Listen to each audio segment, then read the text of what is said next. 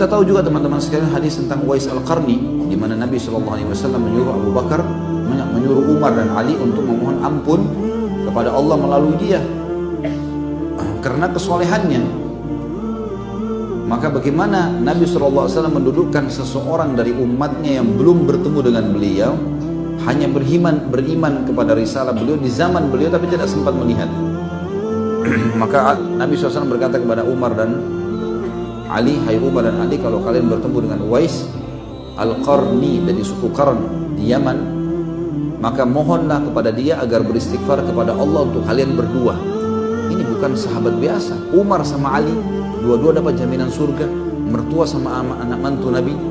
Ini luar biasa. Sengaja Nabi sebutkan kalimat ini supaya memotivasi semua yang lainnya, muslimin. Umar bin Khattab dari zaman itu setiap musim haji ketemu sama orang gitu.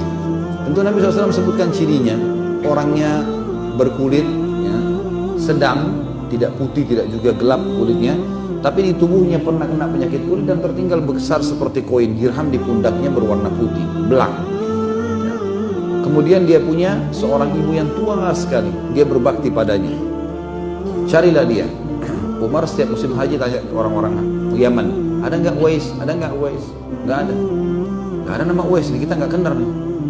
1 tahun, 2 tahun, 3 tahun, 4 tahun, sampai Nabi SAW meninggal, sampai Abu Bakar meninggal, sampai Umar bin Khattab pun berkuasa 10 tahun. Setiap tahun dia bertanya. Di tahun terakhir, tahun 23, di tahun Umar bin Khattab meninggal dunia, di musim haji baru dia dapat.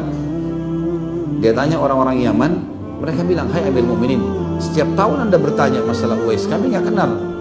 Kalau ada satu orang dari jemaah haji Yaman mengatakan, saya kenal wahai Amir Mu'minin, ada orang namanya Uwais, seorang pengembala kambing di padang pasir jauh di Yaman, tapi saya tahu dia tahun ini haji. Umar langsung tersenyum, mana orang ini? Kalaupun betul dia pergi haji, maka dia akan tiba di hari ini dan hari itu, maksudnya sebentar lagi tiba. Kalau Anda mau, biasanya penduduk Yaman datang dari arah sana.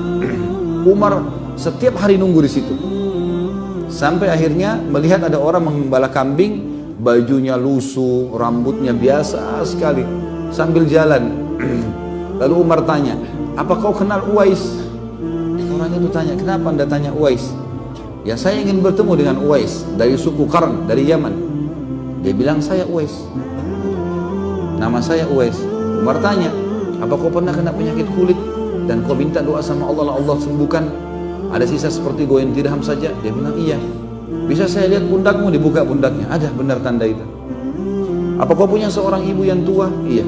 Kau bakti padanya? Dia bilang, iya. Kalau gitu istighfar kepada Allah untuk saya.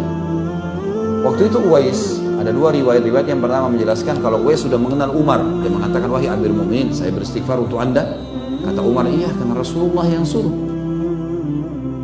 Uwais tidak mengenal, belum mengenal Umar. Lalu dia tanya, Anda ini siapa? Kata Umar, saya Umar bin Khattab. Kaget Uwais, masyhur namanya, khalifah, sahabat Rasulullah. Apakah saya beristighfar kepada Allah untuk Anda? Kata Umar, iya, karena Rasulullah SAW yang suruh ini. Sebut nama saya, disebut nama kamu. Baik, dia istighfar kepada Allah. Uwais mengistighfar untuk Umar kepada Allah. Ya Allah, ampunilah Umar, ampunilah keluarganya dan seterusnya. Selesai, Umar bin Khattab buru-buru lari cari mertuanya dia. Mertuanya Umar, Ali. Karena akhir hidupnya Umar bin Khattab menikah dengan Ummu Kalthum, anaknya Ali bin Abi Thalib. Kamu Ali, hai Ali, Uwais ada, buruan, temuin gitu. Ali lari-lari diantar sama Umar sampai tiba di sana, masih ada Uwais dengan gembalaannya. Hai Uwais, istighfar untuk Allah kepada saya. Kata Uwais, siapa anda ini? Saya Ali bin Abi Thalib. Ali bin Abi Thalib, ini luar biasa, ini tadi Umar, ini Ali lagi. Kaget dia, ini sahabat Nabi yang mulia. Kenapa? Rasulullah yang suruh. Lalu kata Umar, betul wahai Uwais, dua-dua kami ini disebutin namanya. Hai Umar, hai Ali, kalau ketemu dengan Uwais dirinya seperti ini, beristighfar kepada Allah. Rasulullah yang sebutin, iya. Baik, ya Allah ampunilah Ali, keluarganya, seterusnya. Selesai. Rupanya keduanya ini nggak bisa sabar, nyebarin ke muslimin. Kami sudah bertemu dengan Uwais. Seluruh orang musim haji cari Uwais. Cari. Keliling-keliling nggak ada yang ketemuin.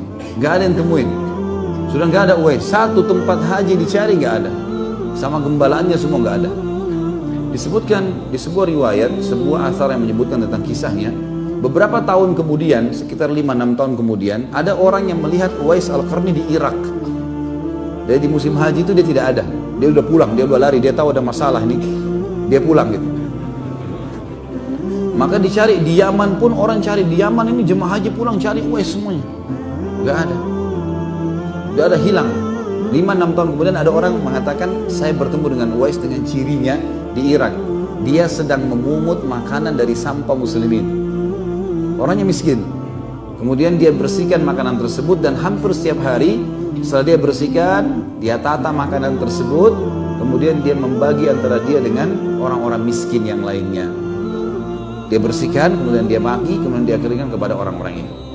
Makanya teman-teman sekalian, keluar sebuah istilah, Uwais adalah hamba Allah yang tidak dikenal di dunia tapi dikenal di langit, tidak dikenal di bumi tapi dikenal di langit. Maka jadilah kalian semua, ya, kata orang yang mengingatkan ini, orang-orang atau hamba Allah yang dikenal di langit dan bukan dikenal di dunia. Kalau orang bisa menggabungkan keduanya, alhamdulillah. Tapi yang paling penting bagaimana menjaga hubungannya dengan Sang Pencipta, Allah Subhanahu wa taala. Jadi orang-orang yang dekat dengan Allah, dan kisahnya cukup banyak teman-teman sekalian. Kalau kembali di YouTube ada ceramah saya tentang para tabi'in, kisah para sahabat yang luar biasa bagaimana kedekatan mereka kepada Sang Pencipta Allah.